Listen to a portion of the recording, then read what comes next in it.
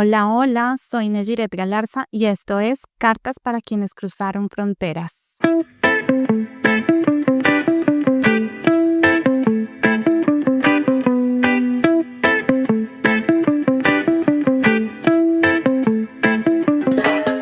Hoy vengo con un tema que tal vez no has escuchado nombrar mucho, pero que si migraste seguro has sentido.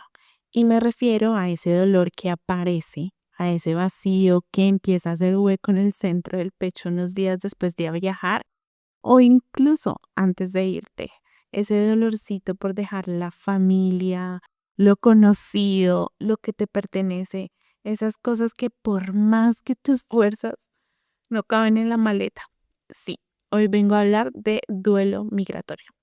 Cuando dejamos todo lo conocido y lo seguro, vamos con muchísima ilusión, claro que sí, pero también empieza una mezcla extraña de emociones dentro de nosotros. Estamos felices por lo que vamos a hacer, claro, pero estamos tristes por lo que vamos a dejar. Es una ambivalencia difícil de manejar. Y cuando por fin estás en el nuevo lugar, las cosas empiezan a sentir diferentes, pero la ambivalencia sigue ahí. Yo recuerdo que la primera semana salí a conocer, literal me tomé la semana como turista. Hice el reconocimiento de campo, miré las rutas, aprendí cómo movilizarme, me dejé asombrar por todo lo nuevo, pero por dentro de mí estaba ese vacío, ese pensamiento constante de, uy, como quisiera que mi mamá conociera esto, que mis sobrinos estuvieran aquí, que ellos pudieran ver esto tan bonito que es. Y poco a poco esa emoción se va quedando ahí. No digo que se apague, pero el dolor sigue latente. Yo no sé si a ti te pasó, pero una de las primeras cosas que a mí me movió cuando migré fue algo aparentemente pequeño, mi nombre. Claro, como mi nombre no es tan fácil, imagínate, el primer día en el college, el profesor me pregunta, "What's your name?" Y yo, pues Nejiret, normal, Nejiret. Y cuando me pregunta que cómo se deletrea, ay Dios mío, yo inmediatamente me sentí en examen oral, primer día, segunda pregunta, yo sudando frío.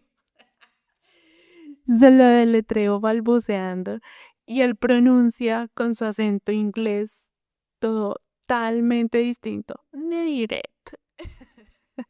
Y yo tragando saliva porque semejante esfuerzo para que mi nombre sonara irreconocible. Y lo peor no fue saber. Lo peor fue seguir rindiendo examen oral de mi nombre cada vez que me pedían deletrearlo. Ahora me río, claro. Pero en ese momento era un punto más para el duelo, porque mi nombre, aunque es raro, en mi contexto pues es normal. Tenía historia, tenía sonido familiar.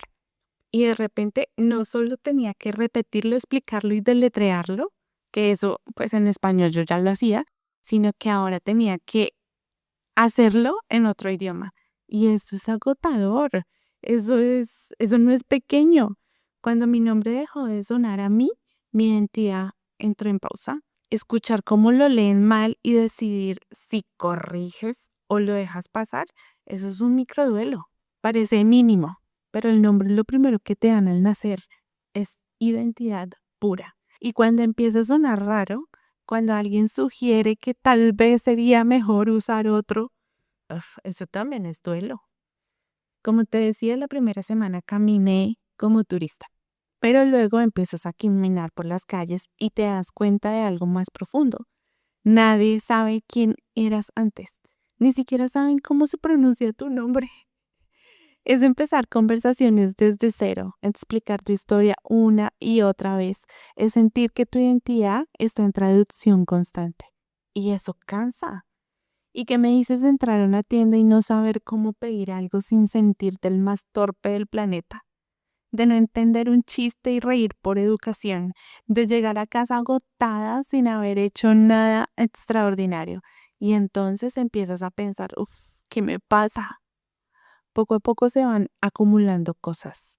Y de repente te sientes más sensible, más irritable, como si tuvieras la piel fina.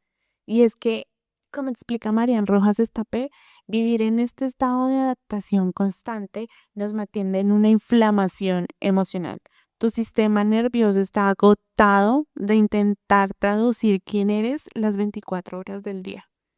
Marian explica muy bien que cuando percibimos una amenaza y que no entiendan tu nombre es una amenaza a tu identidad. El cuerpo libera cortisol. Tu mente está en modo supervivencia, no está cansada de caminar, estás cansada de estar inflamada emocionalmente por el estrés de adaptarte. Tal vez te aíslas un poco más, tal vez no tienes ganas de socializar y es normal. Pero el problema es que encima de todo te dices, pero yo elegí esto, yo debería estar agradecida, hay gente que la pasa peor y ahí el duelo se empieza a complicar porque no solo estás sintiéndote perdida, te estás sintiendo culpable por sentirte mal. Y llamas a tu casa con cara de ponqué, con una sonrisa fingida, para que no se den cuenta en que estás triste y que ni siquiera sabes explicar por qué.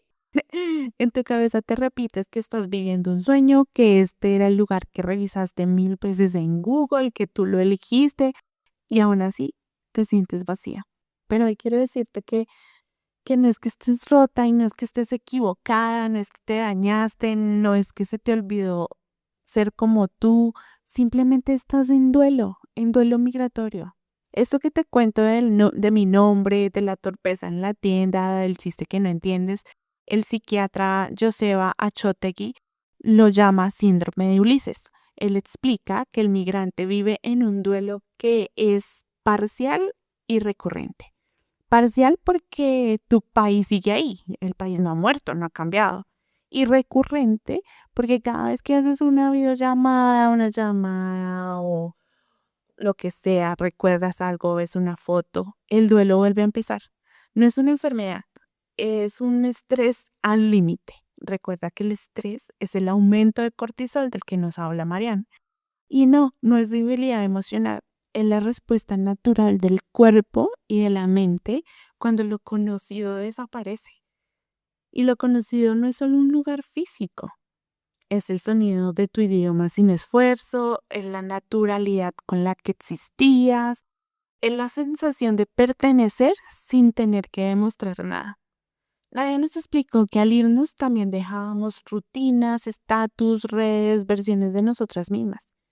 Y como no hay funeral, como no hay despedida formal, ese dolor queda como sin nombre, pero no queda sin efecto. Se manifiesta en el cuerpo, en la energía, en el ánimo. Y a veces se manifiesta en cosas tan simples como deletrear tu nombre y sentir que por un segundo no suena tuyo. Eso también es duelo.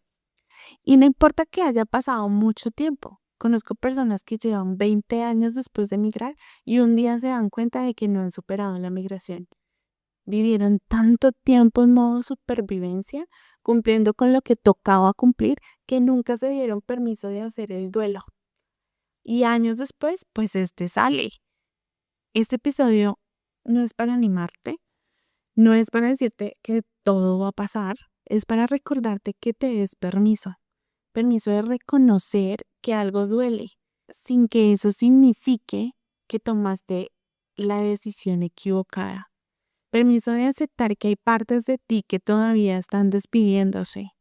Permiso de entender que el duelo no siempre es grande y dramático. A veces es pequeño, repetido, silencioso, pero profundo. El permiso de sentir, de llorar lo que perdiste.